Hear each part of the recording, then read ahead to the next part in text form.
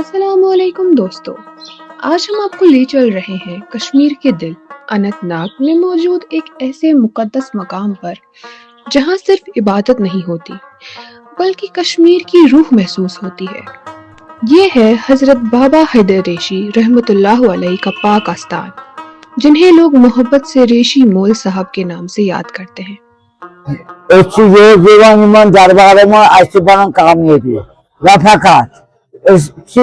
دربارس من دسگیر صٲبُن تہِ گژھان رفاقت سٲنۍ حاجت چھِ بنان۔ اپریل 2026 میں یہاں 461ویں عرس مبارک کا آغاز ہوا اور 17 اپریل سے ہی عقیدت مندوں کا سلسلہ شروع ہو گیا۔ روایتی طور پر یہ عرس کئی دنوں تک منایا جاتا ہے اور اس سال بھی یہ پاک موقع پورے جوش و خروش کے ساتھ منایا گیا۔ میں یہیں کا رہنے والا ہوں۔ میں اشبا اڑے کے نازک میلہ میں رہتا تھا، لیکن اب کچھ سال سے ہم جموں میں رہ رہے ہیں، لیکن ہم یہاں پر ہر سال آتے ہیں۔ ہر سال ہم یہاں پر یہ ہمارا اننت بھگوان کا ہمارا بڑا دن تھا، ہون تھا وہاں پر، یہ بھی تھا، اور اس کے بعد ہون آج سماپت ہوا اور اس کے بعد ہم آج یہاں پر آئے اپنے ریشی صاحب کے ساتھ پاس، کیونکہ ہم جب بھی یہاں آتے ہیں پہلے ہم یہاں آتے ہیں، اس کے بعد ہم باقی جگہ جاتے ہیں، کیونکہ یہ ہمارا بھائی چارہ، یہ ہم بچپن سے یہ کرتے آئے ہیں۔ ہم کبھی جب ہم یہاں آئیں گے، یہاں نہ آئے یہ تو سوال ہی پیدا نہیں ہو سکتا ہے۔ یہی بھائی چارہ ہے ہمارا۔ آج یج تھا وہاں پر، یج میں یہاں پر زیادہ مسلمان تھے ہم سے، اتنے ہم نہیں تھے جتنے کہ وہاں پر مسلمان تھے۔ اسی کا نام بھائی چارہ ہے، اسی کو بھائی چارہ کہتے۔ وہ 3 دن سے ہمارے ساتھ ساتھ رہے وہاں پر، اور یہ بھائی چارہ کبھی ختم ہو ہی نہیں سکتا، چاہے کچھ بھی ہو۔ ہم ایک ہیں، ایک تھے اور ایک ہی رہیں گے۔ صبح کی پہلی روشنی کے ساتھ ہی اننت ناگ کی اس زیارت شریف پر لوگوں کا ہجوم امڑ پڑا۔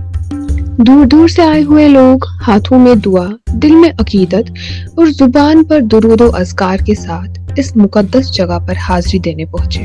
اتمن رحمان صاحب داد نور چی نب چن ستارن مگر نور ظہور آشکن چھ رب چھ ریزی شب بیدارن چھسے بہ پیاران سہ کری یمس خدائی مہربان سے قرآن کیا پر ونان قالو ربنا سمستقام، یہ ہسا کر من استقامت حاصل، یمو کر استقامت دس میں یمن یور چمان تمام اس چاہے ونکس لولستان یا ونکس تمام کشیر بان ہل پہ یپر ساری پتہ نبر تہ کان قٲشر سون پنڈت بوے یور یا قٲشر سون سکھ برابر یم یہ پن یور تلان پن عاجزی منگان رب العالمین دپان تھی یو من نش تھی آئیو زن مے نش مگر بہ کرو تھی انشاءاللہ قبولیت۔ اگر کان انسانس کان غلطی آسہ پتہ یہ پھٹ اخ اوش کتھ آسہ یہ اکو اوش کتھ انشاءاللہ گژھس قبولیت، کیا یہ قرآن یہ حدیث اللہ تعالیٰ دپان قرآن من ان اللہ لغفور رحیم ان اللہ علی کل شیء قدیر۔ میری قدرت سے بوزی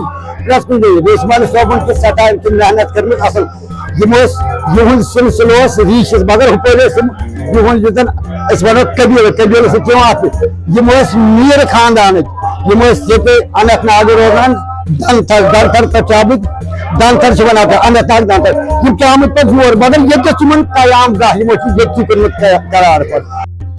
ہر طرف ایک روحانی فضا تھی، ایسی فضا جو انسان کو خاموشی میں بھی بہت کچھ محسوس کروا دیتی ہے۔ حضرت بابا حیدر ریشی صرف ایک بزرگ صوفی شخصیت نہیں تھے بلکہ کشمیر کی مشترکہ تہذیب کی ایک زندہ مثال ہے۔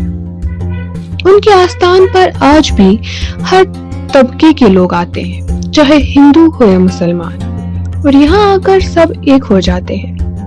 اسی لیے یہ مقام صرف ایک درگاہ نہیں بلکہ محبت، انسانیت اور روحانیت کا مرکز بن چکا ہے۔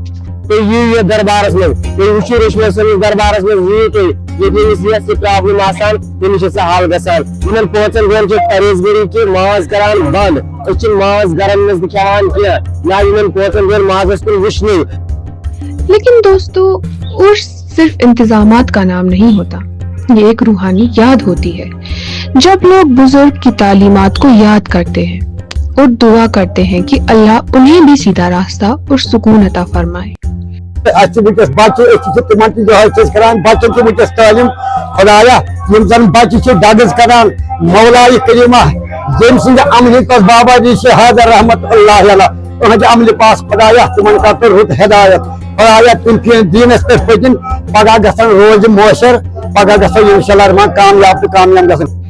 بابا حیدر ریشی کی زندگی سادگی اور رحمت کا پیغام تھی.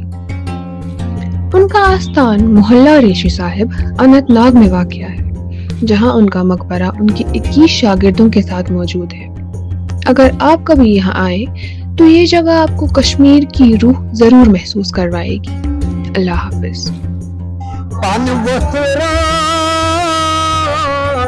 ہنگ پانچ آسن نٹان بر تخت آس شاخاور لولو تھر تھر چمن